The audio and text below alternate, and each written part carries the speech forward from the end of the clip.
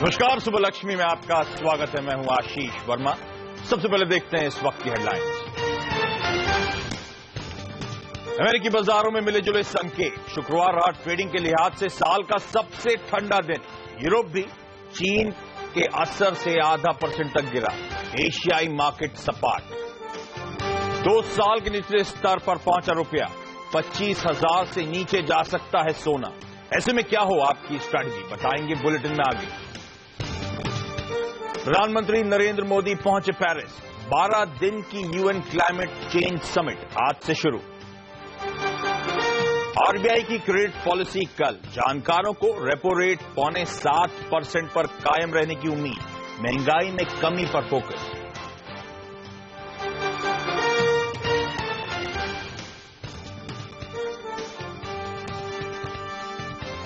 NSE पर आज lux hosiery industries की लिस्टिंग। अब तक अहमदाबाद, कोलकाता स्टॉक एक्सचेंज में होती थी ट्रेडिंग।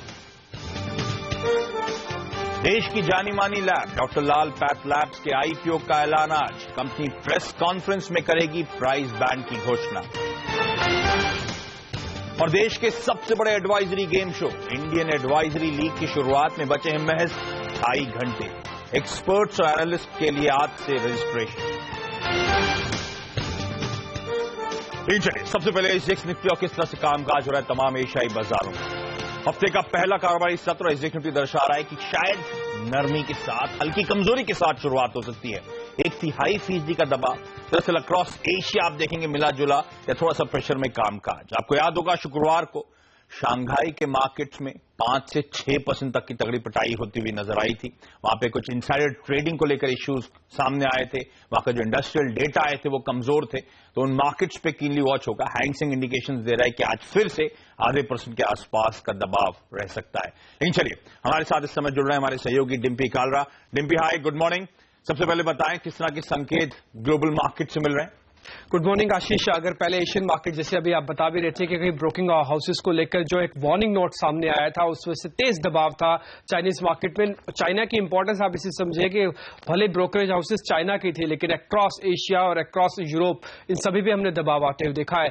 आप आंकड़ों के लिहाज से भी देख पा रहे हैं इन सभी के अंदर हमने अभी भी तेज गिरावट आते हुए वापस देखी है। और इसके पीछे 1-2-3 और बड़े कारण भी है जो कि इस बार इकोनॉमी के पॉइंट ऑफ व्यू से भी देखना होगा कि देश अपने आप को कैसे परफॉर्म करते हैं। जैसे कि जापान के अक्टूबर रिटेल सेल्स के आंकड़े, इंडस्ट्रियल प्रोजेक्ट्स के आंकड़े आने हैं। कच्चे तेल में जो गिरावट है उससे कैसे तेल अपने आप को ये कंट्रीज बचा रही हैं। और इसके अलावा जो इंडस्ट्रियल परचेज के आंकड़े चीन से आने, ये भी बड़ी इंपॉर्टेंस रखेगा। तो ये सभी चीजें अभी भी ध्यान देने वाली होंगी। हालांकि जो इंपैक्ट है वो आज भी कंटिन्यू हो रहा है एशियन मार्केट्स पर। ओके, तो दबाव के साथ ही कामकाज। एसजेएक्स निफ्टी कमजोरी के इंडिकेशंस दे रहा है, लेकिन डिम्पी ग्लोबल मार्केट्स खासतौर में यूएस और यूरोप में शुक्रवार को किस तरह का कामकाज रहा है। यूएस की अगर बात करें तो वहां पे जैसे आपने भी शुरुआत में कहा कि बहुत ही ठंडा दिन रहा वॉल्यूम के लिहाज से। असल में अब जो सेल्स के आंकड़े भी आए थैंक्सगिविंग डे के और ब्लैक फ्राइडे के वो ठीक ठाक थे। हालांकि इसको कई एनालिस्ट बेहतर मान रहे हैं और कई एनालिस्ट इसको ठीक ठाक मान रहे हैं। तो ओवरऑल इसको एक एवरेज के तौर पर देखा जाता है। शायद इसलिए ही बाजार ने कुछ ज्यादा बड़ा रिएक्शन नहीं दिया, ना ही बढ़त के अंदर ना ही गिरावट के अंदर दिया है। इसके अलावा जो आंकड़े आने हैं यूएस के अंदर वो बहुत इंपॉर्टेंट है।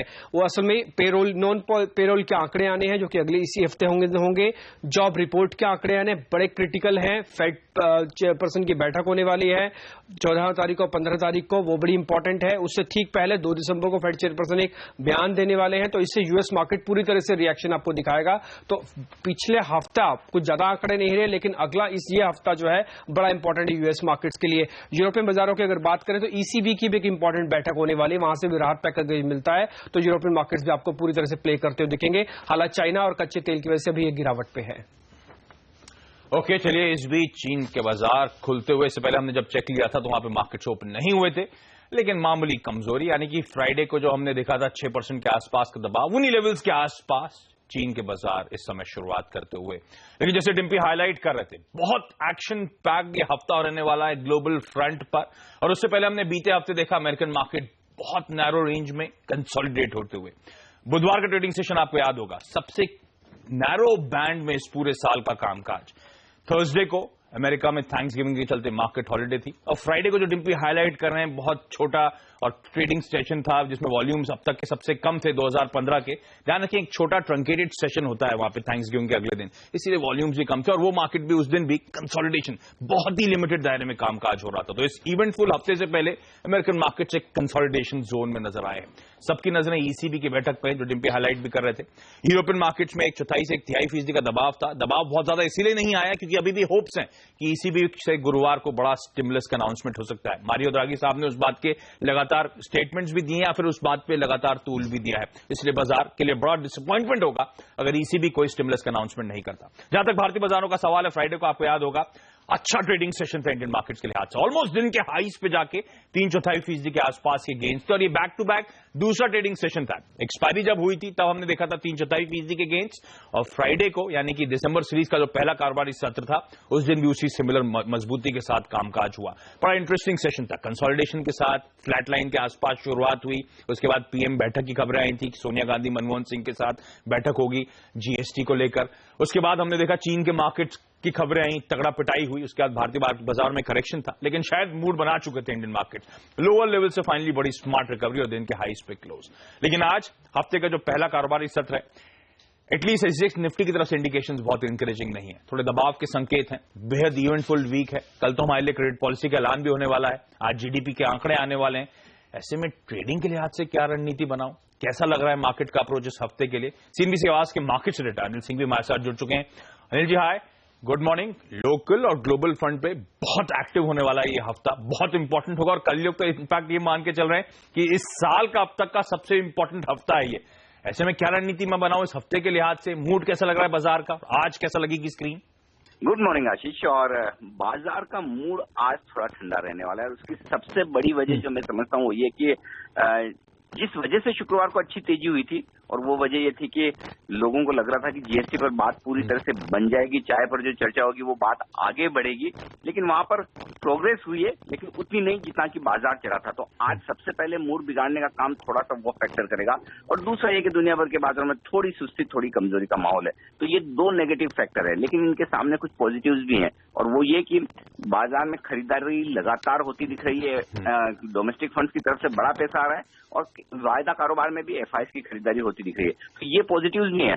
इससे होगा ये कि निचले स्तरों से आपको फिर से खरीदारी आती हुई दिखेगी। तो आप कमजोर शुरुआत करेंगे 7,880, 7,900, ये 20 पॉइंट की रेंज वो है जहां पर बाजार स्ट्रॉन्ग सपोर्ट लेगा। तो मेरा ये मानना है कि उन लेवल के आसपास आए तो खरीदारी का मौका होगा, क्योंकि अल्टीमेटली ये बाजार साफ तौर पर इशारा जो कर रहा है वो ये है कि हर गिरावट पे खरीदारी का मूड ट्रेडर्स बना चुके हैं। और क्योंकि जीडीपी के आंकड़ों में या कल की क्रेडिट पॉलिसी में कुछ नेगेटिव आने की संभावना तो है नहीं कि ब्याज दरों को लेकर भले ही बढ़े ना, स्टेटस को रहेगा, तो ऐसे में कोई नेगेटिव ट्रिगर वहां से है नहीं। उस लिहाज से मुझे लगता है कि अब भी खरीदारी का माहौल रहेगा और सेक्टर स्पेसिफिक आपको चर्निंग बाजार में होती दिखेगी। कई नए नए सेक्टर रोटेशन में आएंगे, छोटे मझोले शेयरों में एक्शन खरीदारी का आज भी रहना चाहिए। ओके, तो ब्रॉडर मार्केट्स वैसे भी बड़ा तगड़ा एक्शन दिखा रहे हैं, यानी कि large cap, blue chip, Sensex Nifty के अगर आप बाहर देखेंगे तो एक्शन बड़ा स्ट्रांग है और सिमिलर मूव आज भी देखने को मिलेगा। और कमजोरी आए, और इनफैक्ट अनिल जैसे हाईलाइट करें 78, 80, 7900 के जोन्स पे आएगा तो शायद खरीदारी करने के बेहतरीन मौके होंगे आपके पास। लेकिन स्पेसिफिकली निफ्टी में और ट्रेडिंग के लिहाज से स्टॉक स्पेसिफिक आज क्या रणनीति बनानी चाहिए, इस पर बातचीत करने के लिए हमारे साथ हैं प्रेसिजन इन्वेस्टमेंट्स के किरण जाधव। किरण हाय, गुड मॉर्निंग। मैं सिर्फ निफ्टी नहीं, आपसे इनफैक्ट बैंक निफ्टी पे भी सर कॉल लेना चाहूंगा। फ्राइडे को स्मार्ट मूव्स दिन के हाईस पे, उसका पूरा सपोर्ट आया था बैंक्स की तरफ से। तो निफ्टी में आपके आज के लिए क्या रणनीति बनाऊं, और साथ साथ बैंक निफ्टी के इस रैली के फर्दर लेग्स हैं और खरीदारी देखने को मिलेगी, मौके ढूंढूं? मॉर्निंग आशीष जी, पहले तो निफ्टी के बात करेंगे। निफ्टी के लिए बहुत अच्छा सपोर्ट 7920 से लेके 7900 है। तो मेरे ख्याल से अगर 7920 तक नीचे आता है तो उधर खरीदी करने की सलाह होगी। स्टॉप लॉस 7890 का लगाना चाहिए और टारगेट 7990 ये आज या कल तक आ जाना चाहिए।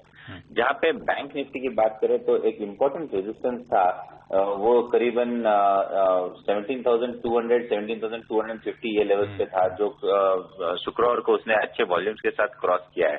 तो वही जो रेजिस्टेंस था वो सपोर्ट का काम करेगा, और जब तक 17,200 के ऊपर बैंक निफ्टी है तब तक मुझे लगता है कि बुलिश अंडरटोन रहेगा। और हम इस हफ्ते कैजुअली हम 17,800, 18,000 के और चलते नजर आएंगे।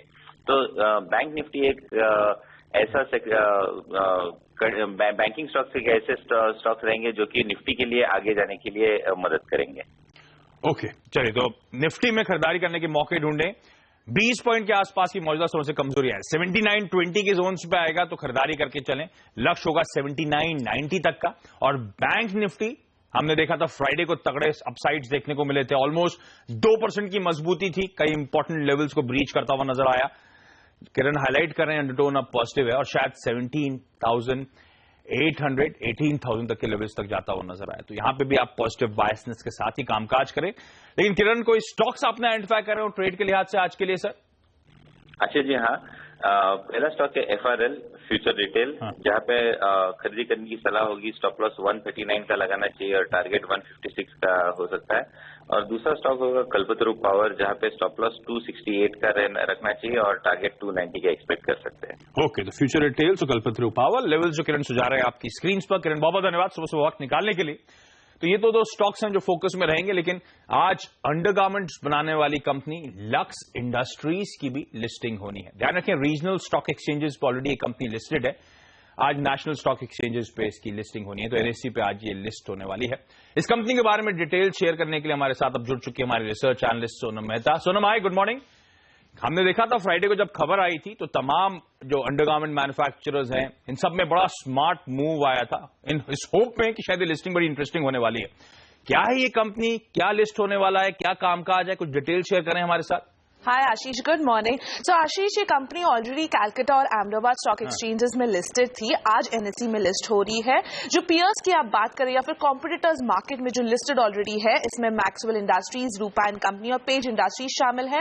अब लक्स इंडस्ट्रीज की बात करें तो ये इनरवेयर या फिर अंडरगारमेंट्स बनाने वाली कंपनी है। Lux Cozi, Lux Venus, Lux Classes के नाम पर ये कंपनी अपने प्रोडक्ट्स को मार्केट में बेच रही है, मतलब ये इनकी कंपनी के अहम ब्रांड्स है। सनी देओल, शाहरुख खान जैसे बड़े स्टार्स इनके ब्रांड एम्बेसडर्स है और कंपनी के पास 100 से ज्यादा प्रोडक्ट्स है अपने पूरे किटी में और लार्जेस्ट इनरवेयर की एक्सपोर्टर कंपनी है। अब पॉजिटिव्स की बात करें तो कंपनी के पास अपने पेयर्स के मुकाबले हाईएस्ट कैपेसिटी है और कैश ऑन बुक्स भी अपने पेयर्स के मुकाबले सबसे ज्यादा है। लेकिन नेगेटिव बात यह है कि कंपनी के बुक्स पर भारी कर्ज है, लगभग 280 करोड़ का, जो अपने पेयर्स के मुकाबले सबसे ज्यादा है। और दूसरा कि जो एक पर्टिकुलर पीस पर जो कंपनी को पैसा मिलना चाहिए वो अपने पेयर्स के मुकाबले काफी कम है। अब लिस्टिंग की बात करें तो कंपनी की लिस्टिंग मानी जा रही है मार्केट में कि 3,500 से 4,100 रुपए पर हो सकती है, पर कुछ ऐसे भी मार्केट में प्लेयर्स है जिनका मानना है लिस्टिंग 3,000 से 3,500 के बीच हो सकती है। इस लिस्टिंग का इंतजार रहेगा। और जैसे मैं हाईलाइट कर रहा था फ्राइडे को, आपको याद होगा मैक्सवेल इंडस्ट्रीज 6% उछाल था, रूपा इन कंपनी तो 13-14% की मजबूती के साथ कामकाज कर रही थी। लवेबल लॉन्जरे में हमने देखा खरीदारी, पेज इंडस्ट्रीज में खरीदारी आई थी। इसी डेवलपमेंट को लेकर कि ये रिपोर्ट किया गया था जब लक्स इंडस्ट्रीज की आज एक्सचेंजेस पे लिस्टिंग होने वाली नेशनल एक्सचेंजेस पे, तो हमने देखा था इस पूरे पॉकेट में बड़ा स्ट्रांग मोमेंटम आया था। तो अब बाजार में फोकस में आज फ्यूचर रिटेल, कल्पतरु पावर जो किरण यादव की पिक्स हैं, लक्स की लिस्टिंग होनी है, तो तमाम इनोवेटिव मैन्युफैक्चरर्स आज ट्रेड में शायद हरकत में रहे। लेकिन इन सब के अलावा और कौन से स्टॉक्स हैं जो खबरों में जिन पे आपको फोकस करना चाहिए, ये बताएंगे आपको इस छोटे से ब्रेक।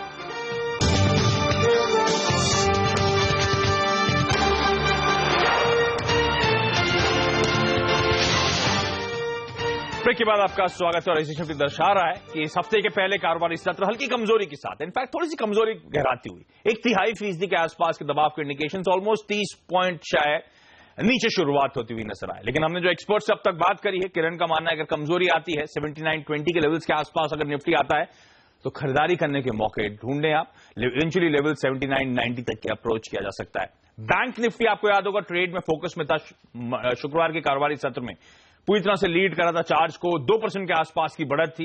किरण मानते हैं अंडरटोन अब पॉजिटिव हो चुका है। बैंक निफ्टी में आपको खरीदारी करने के इस हफ्ते मौके ढूंढने चाहिए। लेकिन चलिए, कई सारे स्टॉक्स अब तक हमने बातचीत करी, फ्यूचर रिटेल, कल्पतरु पावर जो ट्रेडिंग के लिहाज से रणनीति जहां पे बनाई जा सकती है, दोनों में खरीदारी करने की सलाह है। इसके अलावा तमाम होजरी कंपनीज, तमाम अंडरगारमेंट मैन्युफैक्चरर्स आज ट्रेड में फोकस में रहेंगे लक्स की लिस्टिंग के चलते।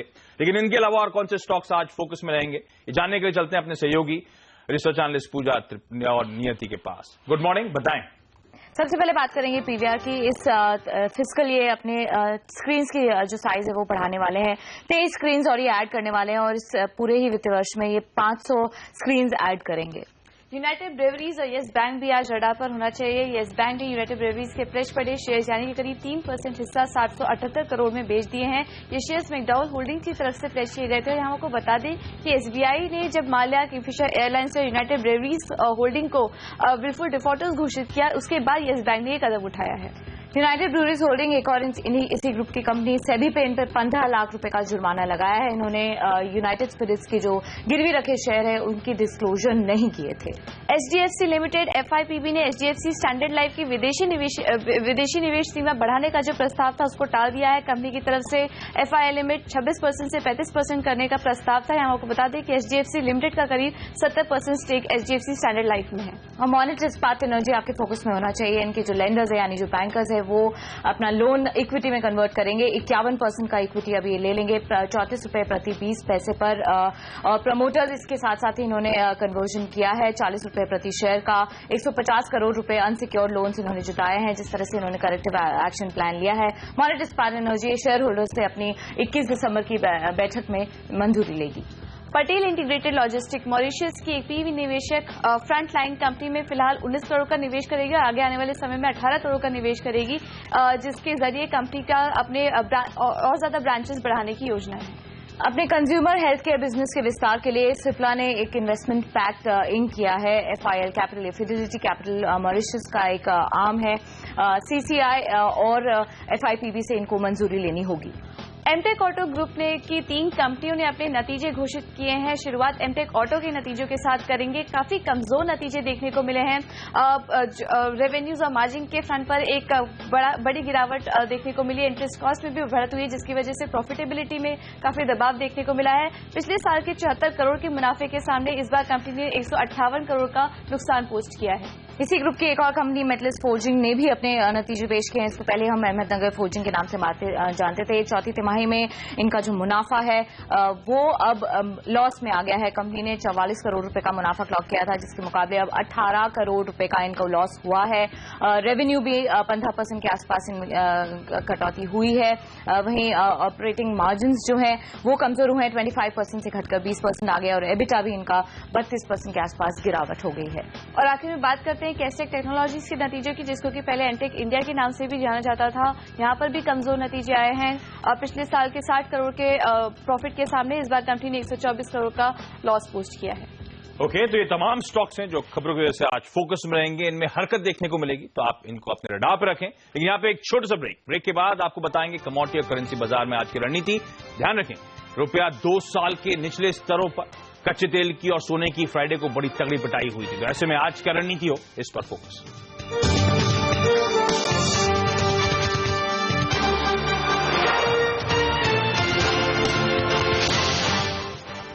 ब्रेक के बाद आपका स्वागत है और अब करेंसी और कमोडिटी मार्केट्स पे फोकस। ध्यान रखें, डॉलर इंडेक्स सबकी नजरें उस पर हैं और 100 के ऊपर के लेवल्स पे शुक्रवार को कामकाज हो रहा था। 1/4% की बढ़त थी। इस डॉलर इंडेक्स में मजबूती के चलते अक्रॉस कमोडिटीज प्रेशर आया।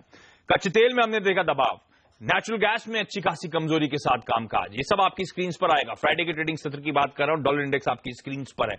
सोने के मार्केट्स में 1.25% के आसपास सोना कमजोर हो गया था। $1055 प्रति आउंस पे वहां पे कामकाज हो रहा था और सब वजह इसीलिए ये सोना जो 6 साल के लोज पर है, डॉलर इंडेक्स में जो मजबूती आ रही है वो इंडिकेट कर रही है कि ज्यादा मार्केट पार्टिसिपेंट्स अब मान के चल रहे हैं कि शायद 15-16 को जो FOMC यानी कि अमेरिकी सेंट्रल बैंक की बैठक होने वाली है उसमें ब्याज दरें बढ़ाने के सिलसिले की शुरुआत होगी। लेकिन फिर आज क्या रणनीति बनाई जाए? एंजल कमोडिटीज के अनुज गुप्ता हमारे साथ जुड़े हैं। अनुज, पहले तो करेंसी 2 साल के लोज पे अब रुपया कामकाज कर रहा है, डॉलर इंडेक्स अभी भी मजबूती दिखा रहा है, क्या और दबाव बढ़ेगा? Good morning Ashish ji. बिल्कुल, अगर हम देखें तो वीक ऑन वीक बेसिस पे इंडियन रुपीस वीक हुआ है और अगर हम देखें तो डॉलर इंडेक्स अब 100 के ऊपर ट्रेड कर रहा है। साथ में गोल्ड भी देखें तो अब 170 के नीचे ट्रेड कर रहा है। तो कहीं ना कहीं जो भी फंडामेंटल फैक्टर्स हैं वो सब ये दिख रहे हैं कि आने वाले दिनों में वीकनेस रहेगी। हमारा व्यू अगर हम देखें इंडियन रुपीस में तो वीकनेस का ही रहेगा। हमें लगता है कि इंडियन रुपीस में बाय करके चल सकते हैं करीबन 67 के आसपास। ऊपर टारगेट करीबन 67.30 तक देखने को मिल सकता है। मेजर रजिस्टेंस लेवल जो USD/NR में 66.80 का था वो मार्केट ने ब्रीच किया है। तो मुझे लगता है कि अब ये और वीकनेस अगर हम देखें वीकली बेसिस पर तो करीबन 67.60 तक जा सकता है। ओके, ये जो सोने और कच्चे तेल दोनों में तगड़ी पिटाई हुई है शुक्रवार को, उसके बाद अब क्या रणनीति बनाऊं सर आज के लिए? देखिए अगर हम देखें तो लास्ट वीक गोल्ड रेंज में था, बट फ्राइडे को गोल्ड में काफी हैवी करेक्शन देखने को मिला है। और हम देखें तो पिछले 3 हफ्ते से कंटिन्यूस गोल्ड में नेगेटिव क्लोजिंग दिख रही है। मुझे लगता है कि गोल्ड में अभी भी एक वीकनेस रहेगी, क्योंकि एफएमसी मीटिंग के जो मिनट्स है, जो मीटिंग होनी है, वो ज्यादा इंपॉर्टेंट रहेगी। और हमने देखा है कि यूएस की जो डाटा है लास्ट वीक काफी अच्छे आए थे, तो मुझे लगता है कि गोल्ड के अंदर अभी भी वीकनेस कायम रहेगी। तो गोल्ड के अंदर भी हमारा सेल कॉल रहेगा। और अगर हम इंटरडे टारगेट की बात करें तो करीबन 24,900 तक, और अगर वीकली टारगेट की बात करें तो करीबन 24,600 तक के लेवल देखने को मिल सकते हैं गोल्ड में। और कच्चा तेल सर? क्रूड में भी देखें तो लास्ट वीक हमने देखा था इन्वेंटरीज बढ़ती हुई नजर आई थी, और अब हम देख रहे हैं कि लास्ट वीक भी क्रूड ने नेगेटिव क्लोज किया है। तो क्रूड में मुझे लगता है कि थोड़ा नेगेटिव हो सकता है, तो क्रूड के अंदर भी हमारा सेल कॉल रहेगा। क्रूड में करीबन 2850 के अराउंड बिकवाली करके चले, नीचे टारगेट करीबन 2750 तक देखने को मिल सकता है। ओके अनुज जी, सुबह वक्त निकाल के बहुत बहुत धन्यवाद। तो रुपए में और कमजोरी आ सकती है, खरीदारी करके चलें। कच्चा तेल और सोना दोनों की यहां से और पिटाई हो सकती है, दोनों में बिकवाली करने के मौके। हफ्ता इंपॉर्टेंट है कच्चे तेल के लिए, शुक्रवार को ओपेक की बैठक, और शुक्रवार को ही गोल्ड के लिहाज से ध्यान रखें वो एम्प्लॉयमेंट डेटा आने वाला है, आखिरी एम्प्लॉयमेंट डेटा एफओएमसी की बैठक से पहले। तो इवेंटफुल वीक है, बहुत इंपॉर्टेंट है कमोडिटी मार्केट्स के लिए। लेकिन चलिए सुबलक्ष्मी में आज के लिए इतना ही। वक्त तो चला एक छोटे से ब्रेक के बाद आज हेमंत और डिम्पी के साथ लेकर आएंगे आपके लिए स्टॉक 2020। नमस्कार।